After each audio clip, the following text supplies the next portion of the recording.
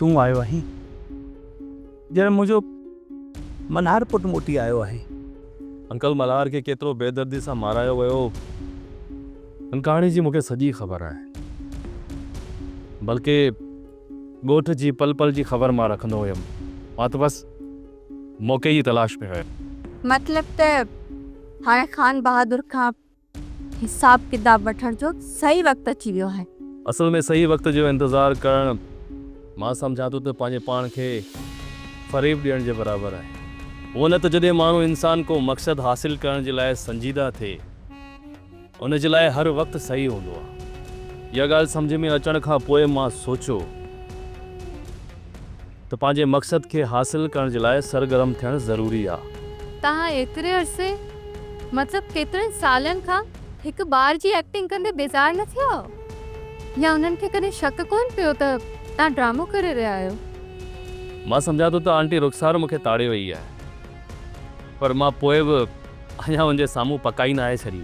रुखसार त पाण अंदरूनी तौर हवेली जी दुश्मन आहे। हाँ आंटी ख़बर अथमि, पर तमामु जल्द आंटी रुखसार भी पंहिंजी टीम में शामिल हूंदी। शामिर बाबा हर कदम छंडे फूके रखिजा। शेरोज़ खान ऐं खान बहादुर ॾाढा ख़तरनाक माण्हू अथई। ख़ासि तौर शेरोज़ खान जे मामले में घणे एहतियात का कमु वठंदा रहिजो। बाक़ी असांजे मुस्तक़बिल जे हवाले सां तव्हां अञा ताईं कुझु कोन ॿुधायो। असांखां कहिड़ो कमु वठणु चाहियो था ऐं हिते आणण पोयां तव्हांजो कहिड़ो मक़सदु आहे?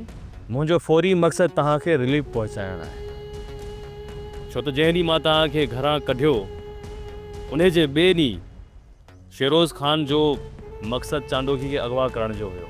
मतलब त शम्स तौर फ़ोन करे मदद करण जी ॻाल्हि माना त अञा टियों माण्हू आहे।